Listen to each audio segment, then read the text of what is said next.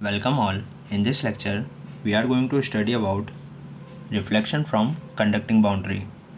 So, notice that here is a conducting boundary. Also, we have vertically oriented x-axis and horizontally oriented z-axis. And if we talk about the direction of this y-axis, then it is inside the plane of paper, that is in this direction. So, these are the orientation of these three axes. Now, let's suppose this whole medium is being divided into two parts by the help of this conducting boundary. If we talk about the part number first, that is above the conducting boundary, here is a ideal dielectric medium. So, ideal dielectric medium is present above the conducting boundary, that is in this place. And if we talk about the medium below the conducting boundary, then here will be the ideal conducting medium.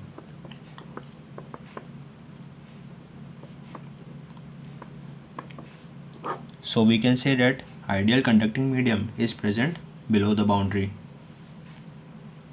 If we talk about the conductivity of both this medium, then we can say that for the ideal dielectric medium, the value of conductivity will be denoted by sigma 1 and its value will be equals to 0, because in the dielectric medium the value of conductivity is equals to 0 only. But if we talk about the conductivity for the ideal conducting medium, then the value of conductivity, that is sigma 2, will be equals to infinite, since the ideal conducting medium contains the infinite conductivity. So let me write all these things, that is, consider a medium that is being divided into two parts. Consider a medium divided in two parts by conducting boundary.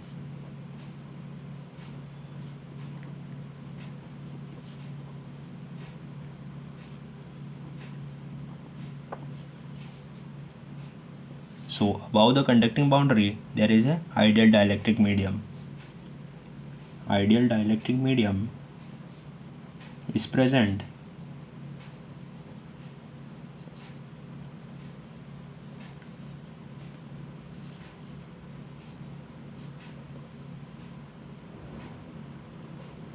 above the boundary.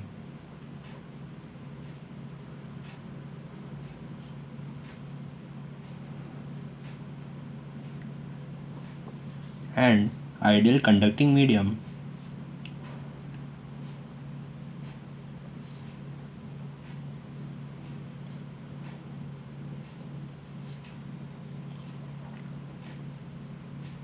is present below the boundary.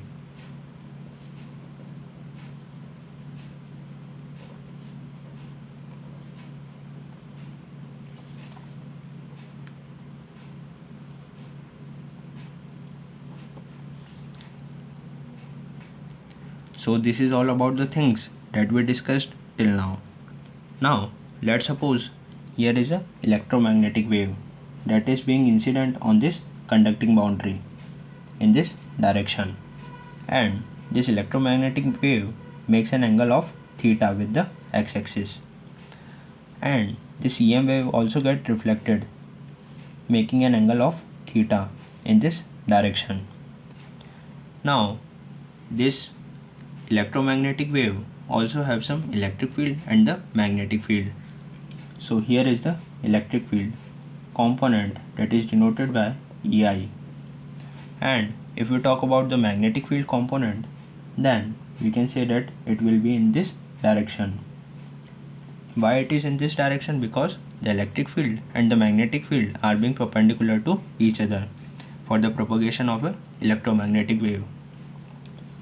And this magnetic field component also have two components, that is HI cos theta, here is a theta angle, and also have another component, that is HI sine theta. Similarly, for the reflected wave also, it will have the component for the magnetic field like HR component, and this HR component have the two variation that are HR cos theta if this is a theta angle, and also have HR sin theta. So this is all about the electric and magnetic field component for the incident wave and for the reflected wave. Now this incident and the reflected wave will also have some equations for electric field. So if we write it down, then equation of electric field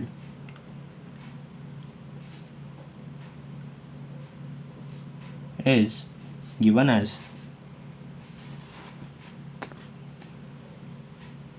for the incident wave, the electric field will be represented by EI, and it will be equals to EI e to the power minus j beta minus of x cos theta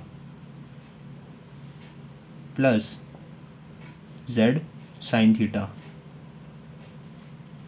in multiplication with the unit vector in the y direction.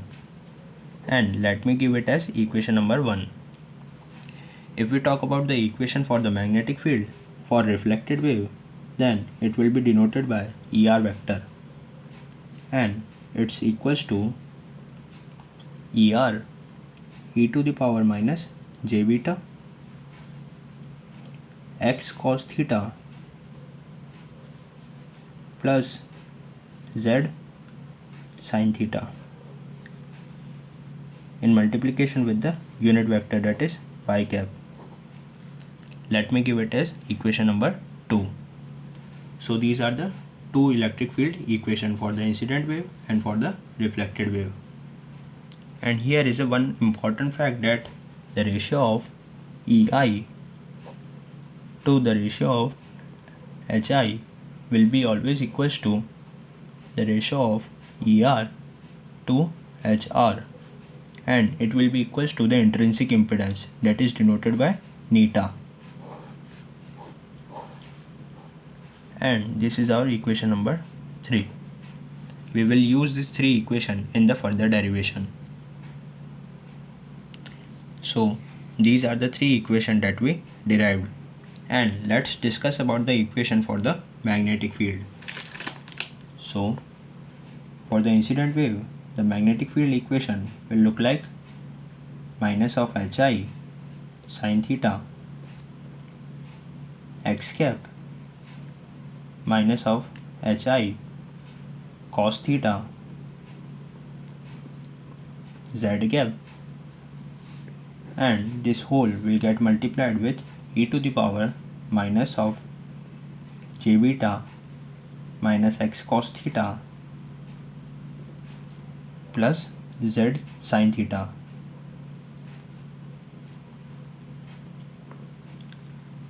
Now if we write down this magnetic field equation in terms of this intrinsic impedance, then it will look like this HI vector, that is being equals to minus of EI over neta.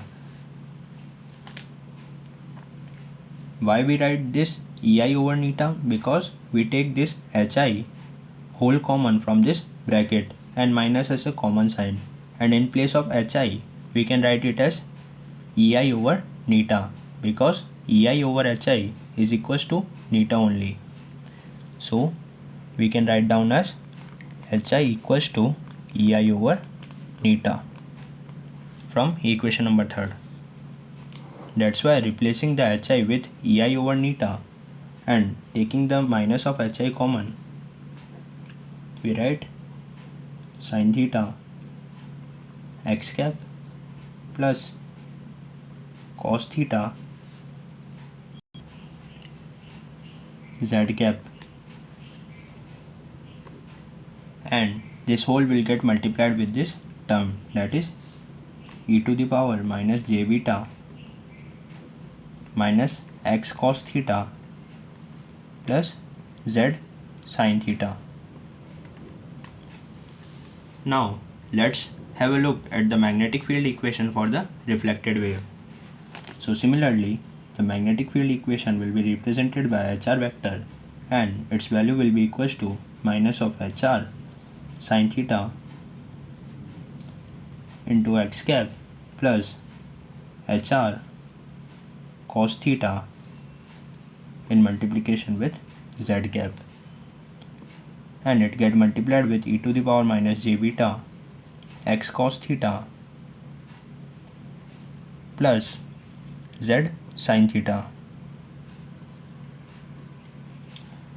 Now similarly, if we write down the magnetic field equation for reflected wave in terms of the intrinsic impedance, then by taking the HR common and replacing the HR with ER over neta, then we can write it as ER over neta minus of sine theta x cap plus cos theta z cap in multiplication with this term, that is e to the power minus j beta x cos theta plus z sine theta.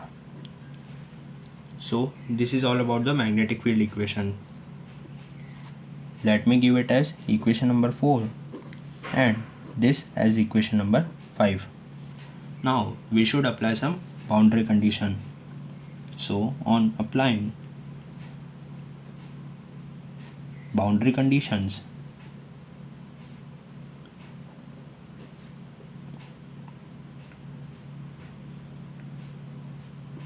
we can say that the total electric field for the ideal dielectric medium will be given as electric field equation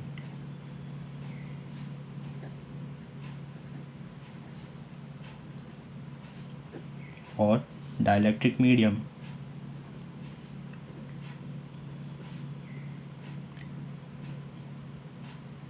is given as E vector, that is being equals to EI plus ER, where EI represents the electric field for incident wave and ER represents the electric field for reflected wave. If we replace their value from the equation 1 and equation 2, then from these two equations we get the modified equation like E vector equals to EI e to the power minus j beta minus x cos theta plus z sine theta y cap plus, in place of ER, if we write down this thing, then ER e to the power minus j beta x cos theta plus z sine theta in multiplication with y cap. Now we know that we can take the terms as a common from this expression as a EI e to the power minus j beta z sine theta, and the remaining term will be e to the power j beta x cos theta minus e to the power minus j beta x sine theta in multiplication with y cap. Since we know that e to the power j theta minus e to the power minus j theta divided by 2j will be equals to sine theta only. So here is this form, that is e to the power j theta minus e to the power minus j theta. So we can replace it by the help of 2j sine theta. So the electric field equation will be 2j EI sine of bx cos theta e to the power minus j beta z sine theta with the unit vector y cap. Now this term, that is sine theta bx cos theta, represents the standing wave in x direction. So it represents standing wave, and this term will represent the traveling wave in z direction. So this is the expression for traveling wave. Let me give it as equation number 6. So here are the two magnetic field equation for the incident wave and for the reflected wave that we evaluated, that is equation number 4 and equation number 5. Let's have a look at the magnetic field equation in the x direction. So if we calculate the magnetic field equation in x direction, then we will ignore the component of z cap. So this cos theta z cap will be ignored and this cos theta z cap will be ignored. And if we write down its equation, then it will be equals to h of x, because magnetic field in x direction. That is the sum of this equation and this equation. So it is being equals to minus of ei over neta, that is this component, sine theta x cap, and by ignoring this component we simply write this thing, that is e to the power minus j beta minus x cos theta plus z sin theta, plus this equation by ignoring the z component, that is er over neta minus of sin theta x cap e to the power minus j beta x cos theta plus z sin theta. If we simplify this equation, then it will look like h of x, that is being equals to minus of ei over neta sin theta e to the power minus of j beta e to the power of j beta x cos theta minus of e to the power minus j beta x cos theta in multiplication with e to the power minus j beta z of sin theta. Since we know that the ratio of ei over hi is equals to er over hr, that is being equals to neta, from this equation we can say that the ratio of ei over neta can also be equals to er over neta.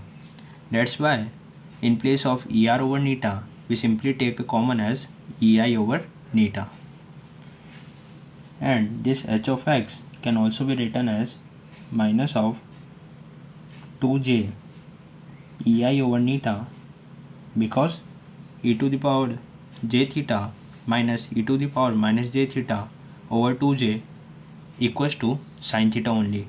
That's why we have written this. This sin theta will be as it is, and in place of this we can write sin bx cos theta, and this exponential term will be as it is.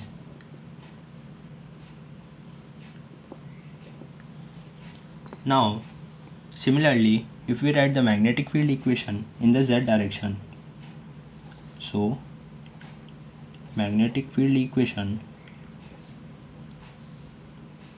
in z direction, then it will also look like this equation only, that is h of z will be equals to minus of ei over neta cos theta and e to the power j beta x cos theta plus e to the power minus of j beta x cos theta in multiplication with e to the power j beta z sin theta. Similarly, since we know that e to the power j theta plus e to the power minus j theta over 2 will be equals to cos theta only. That's why the final equation for the magnetic field in z direction will be equals to minus of 2 cos theta ei over neta cos bx cos theta e to the power minus j beta z sin theta. So this is the magnetic field equation in z direction, and it is all about the reflection from a conducting boundary. If you like my videos, then do subscribe my channel and please hit the like button. Thank you and goodbye.